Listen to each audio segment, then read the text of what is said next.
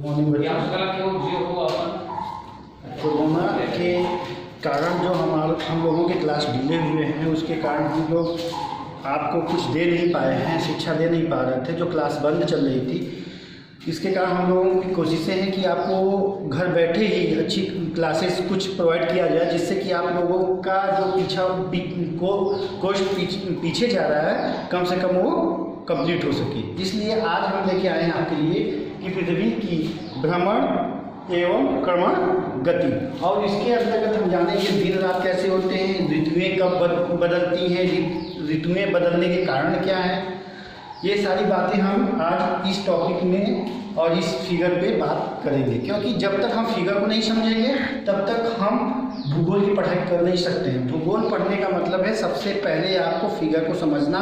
लिखना तो सभी जानते हैं, लेकिन अगर फिगर आप समझ लेते हैं तो शायद हमें लगता है कि हमारा 75% काम इसमें खत्म हो जाता है, केवल हमें जो है लिखने की ज़रूरत होती है। तो आइए आज हम पहले पढ़ते हैं कि पृथ्वी के बारे में जानते हैं कि पृथ्वी है क्या। पृथ्वी एक ऐसा ग्रह है जिसपे केवल जीवन संभव है, और कोई भी ऐसा ग्रह नहीं जिसपे जीवन संभव हो। और क्योंकि ग्रह और तारे में अंतर क्या है, आज ये देखिए, ये सूर्य तारा आता है, क्योंकि तारों की अपनी प्रकाश होती है, तारे अपने स्वयं प्रकाश से चमकते हैं, जबकि ग्रह का अपना कोई प्रकाश नहीं होता। हमारे सौरमंडल में, जैसा कि आपने पहले भी पढ़ा है, सुना है कि 8 ग्रह हैं, और जो कि सूर्य के चारों तरफ चक्कर लगाते हैं, जिसमें से केवल पृथ्वी ही है एक ऐसा ग्रह है जिस पे जीवन संभव है। और जीवन संभव होने के कारण हम यहाँ इस पृथ्वी पे अनेक प्रकार के परिवर्तन देखते हैं कि कैसे दिन रात होता है, जाड़े आते हैं, गर्मी आती है, बसंत आते हैं। ये सारी चीज़ें परिवर्तन होते हैं, जिसको समझना बहुत ही आवश्यक है, क्योंकि लोग ये कहते हैं कि सूर्य को एक तरह से अध्यात्म में, ज्योतिष में एक भगवान की संज्ञा दी जाती है कि सूर्य निकलते हैं, डूबते हैं, जो कि ऐसा है नहीं। सूर्य अपनी जगह स्थित होता है, सूर्य कहीं नहीं घूमता है तो हमारी पृथ्वी घूमती है। तो आज हम देखते हैं कि पहले पृथ्वी का अध्ययन करने के लिए हमें पृथ्वी पर कुछ रेखाएं खींचनी पड़ेंगी, जिन रेखाओं का कुछ नाम होता है, जो कि आज हम बताने वाले हैं। पहले हम चलते हैं यहाँ पे, आइए। ये मैंने पृथ्वी के 2 स्वरूप बनाए हैं, जिसमें मैंने दिखाया है अक्षांश रेखा और देशांतर रेखा। अक्षांश रेखा जो कि पूर्व से पश्चिम की रेखा जो होती है, खींची जाती है, उसे हम कहते हैं अक्षांश रेखा। और जो उत्तर से दक्षिण या दक्षिण से उत्तर आती है, उसे हम क्या करते हैं, देशांतर रेखा। इतना अगर हम समझ लीजिए, अब हम आगे चलते हैं कि इसका प्रभाव और ये दिन रात का संबंध क्या होता है। देखिए, हमारे पृथ्वी चूंकि चारों तरफ सूर्य का भी चक्कर लगाती है, अपना भी चक्कर लगाती है। क्योंकि हमारी पृथ्वी 23.5 अंश झुकी होती, अपने अक्ष पे 23.5 अंश झुकी होती है। ऐसा सभी लोग जानते हैं कि हमारी पृथ्वी 23.5 अंश अपने अक्ष पे झुक कर घूमती है। तो जब वो अपने ही अक्ष पे घूमती है तो उसे भ्रमण कहते हैं, और जब वो अपना चक्कर लगाते लगाते सूर्य के चारों तरफ चक्कर लगाती है तो इसे हम कहते हैं क्रमण गति। यहाँ पर हम देखने की बात है कि हमने सूर्य के चारों तरफ 4 पृथ्वी बनाई है। ऐसा नहीं है कि 4 पृथ्वी हैं, मैंने इस पे दिखाने का ये प्रयास किया कि हमारी पृथ्वी की गति कैसे चलती है और इसमें कब कब क्या क्या परिवर्तन आते हैं। तो आइए हम देखते हैं इस फिगर के माध्यम, इस मैप के माध्यम से, फिगर के माध्यम से हम समझते हैं कि हमारी दिन रात और ऋतुएं कैसे बदलती हैं, दिन रात क्या होता है। तो जब सूर्य पृथ्वी के चारों तरफ घूमती है, जैसा कि हमने जान लिया, तो जब सूर्य का प्रकाश पृथ्वी के जिस भाग में पड़ता है, जिस भाग पे सूर्य का प्रकाश पृथ्वी पे पड़ेगा वहाँ पे दिन होगा, और जिस भाग पे सूर्य का प्रकाश नहीं पड़ेगा उसे हम रात कहेंगे। इस तरह से हमारे 24 घंटों में सूर्य का चक्कर पृथ्वी 365 दिन में लगाती है, लेकिन अपना चक्कर वह 24 घंटे में लगाती है। और इस 24 घंटे के दौरान जो पृथ्वी का भाग सूर्य के सामने पड़ता है उस भाग पे दिन होता है, और जो भाग नहीं पड़ता, पीछे चला जाता है, उसे वहाँ उन स्थानों पे रात होती है। अब यहाँ पे हम देखते हैं कि दिन और रात को तो हमने समझ लिया कि जिन भागों पर सूर्य का प्रकाश पड़ेगा उसे क्या कहेंगे, दिन कहेंगे, और जहाँ पे सूर्य का प्रकाश नहीं पड़ेगा उसे हम क्या कहेंगे, रात कहेंगे। अब हम आते हैं ऋतु परिवर्तन। ऋतु परिवर्तन मतलब मौसम का परिवर्तन कैसे होता है, इसमें उत्तरदायी कारक कौन है, सूर्य है या पृथ्वी है या भ्रमण गति है या क्रमण गति है, इन सब के बारे में हम जानेंगे यहाँ पे। क्या चूंकि सूर्य अस्थायी होता है, घूमता नहीं है, तो इसका मुख्य कारण होगा कि पृथ्वी का चक्कर लगाना सूर्य का, यही मुख्य कारण होगा ऋतु परिवर्तन का।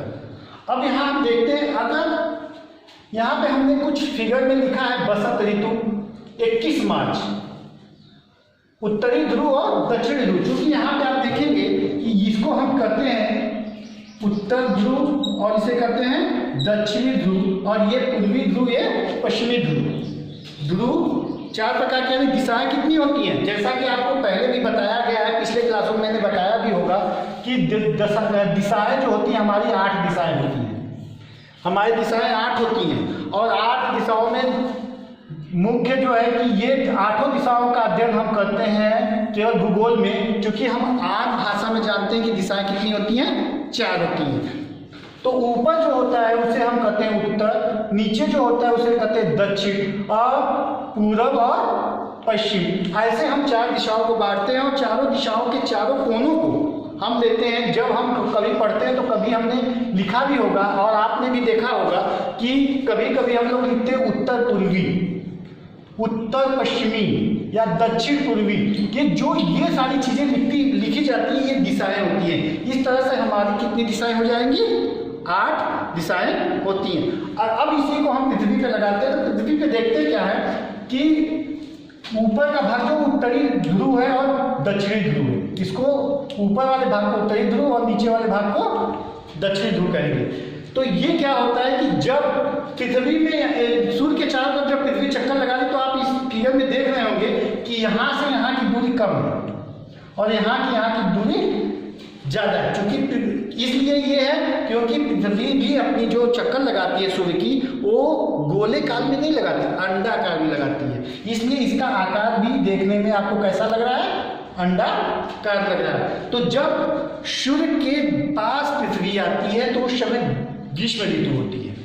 जब पृथ्वी सूर्य के जितनी पास होती है उस समय ग्रीष्म ऋतु होती है, और जैसे जैसे सूर्य से पृथ्वी दूर जाती है उस समय क्या होती है, शीत ऋतु होती है।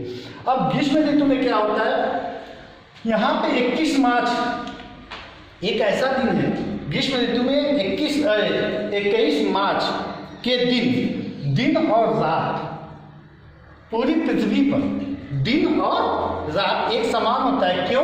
क्योंकि सूर्य की किरणें बराबर हर स्थान पर पृथ्वी के समान पड़ती हैं, इसलिए देशांतर और अक्षांश रेखाओं का अध्ययन अगर किया जाए तो इस समय आप विषुवत रेखा पे जब सीधी किरणें सूर्य की पड़ती हैं तो उस समय क्या होता है कि आधे भाग पे पूरा दिन और आधे भाग पे रात होती है। यानी हम ये कह सकते हैं कि 21 मार्च को जब सूर्य के सामने पृथ्वी आती है तो उस दिन और रात क्या होते हैं, बराबर होते हैं, जब ये उत्तरी ध्रुव पे आता है। और जब ये दक्षिणी ध्रुव पे आता है, ये उत्तरी ध्रुव, और नीचे देखिए दक्षिणी ध्रुव पे जब आएगा तो चूंकि जब उत्तरी ध्रुव में ग्रीष्म ऋतु होगी तो दक्षिण ध्रुव में क्या होगा, शीत ऋतु होगी, क्योंकि उसके विपरीत चलेगा।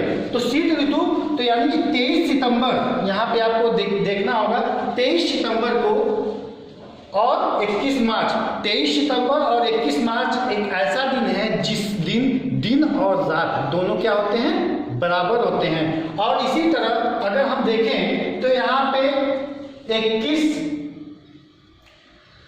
तारीख को और 22 दिसंबर और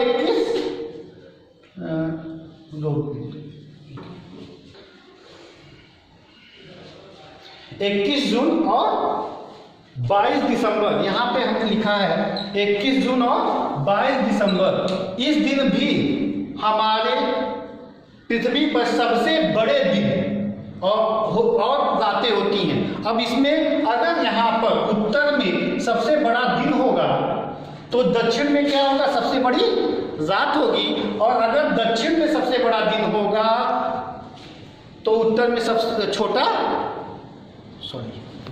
हम देखते हैं कि 21 जून को जब दिन बड़े हैं उत्तरी ध्रुव में, तो दक्षिणी ध्रुव में 22 दिसंबर को क्या होंगे, रातें बड़ी होंगी। इसी तरह अगर 21 जून को दक्षिण ध्रुव में दिन रातें बड़ी होंगी, तो 22 दिसंबर को उत्तरी ध्रुव में दिन छोटे होंगे। अर्थात इस तरह से हम देख सकते हैं कि दिन और रात कैसे बड़े और छोटे हो रहे हैं। क्यों हो रहा है? क्योंकि सूर्य की यहाँ पे दूरी कर्क रेखा पे पड़ती है, और कर्क रेखा और मकर रेखा, चूंकि दो रेखाएं होती हैं, दो अवस्थाएं होती हैं। पृथ्वी को जब हम दो भागों में काटते हैं, तो मध्य बीच वाले भाग को जब पृथ्वी को बीच से काटते हैं तो उसे भूमध्य रेखा, और उसके ऊपर वाले को मकर और नीचे वाले को कर्क रेखा के नाम से जाना जाता है। तो सूर्य जब कर्क रेखा पे होती है, सूर्य की किरणें जब कर्क रेखा पे होती है, तो उस समय उत्तरी ध्रुव में क्या होता है,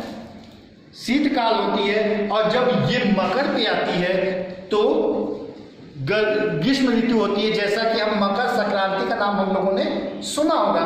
तो मकर संक्रांति क्यों मनाते हैं? क्यों उस समय हमारी पृथ्वी के ऊपर सूर्य की किरणें मकर रेखा पे जाती हैं, और जिस दिन मकर रेखा पर हमारे सूर्य की किरणें पड़ती हैं हमारे ज्योतिष में, उसी को मकर संक्रांति कहते हैं, और हम लोग खिचड़ी के नाम से भी आम भाषा में जानते हैं। तो ये आपको पता होना चाहिए कि 14 तारीख को हम लोग खिचड़ी मनाते हैं, जिसको आप मकर संक्रांति के नाम से जानते हैं। तो मकर संक्रांति का मतलब क्या हुआ कि सूर्य का पृथ्वी के तरफ मकर रेखा पे जाने की स्थिति को हम क्या कहते हैं, मकर संक्रांति। तभी से हमारा क्या शुरू हो जाता है, गर्मी शुरू हो जाती है। यानी भारत के जो भारत दक्षिणी ध्रुव में उत्तरी ध्रुव में स्थित है, यहाँ पे गर्मी स्टार्ट हो जाती है, वहीं दक्षिणी ध्रुव में ठंडी स्टार्ट हो जाती है। इससे हमने आज जाना कि पृथ्वी की भ्रमण और क्रमण गतियों के कारण दिन रात कैसे हुआ, मौसम कैसे बदला, और किन किन तारीखों को किन किन दिनों में हमारे जो है ऋतुएं बदली हैं, और कब हमारे दिन बड़े थे और कब हमारी रातें बड़ी थी। आज के लिए बस इतना ही।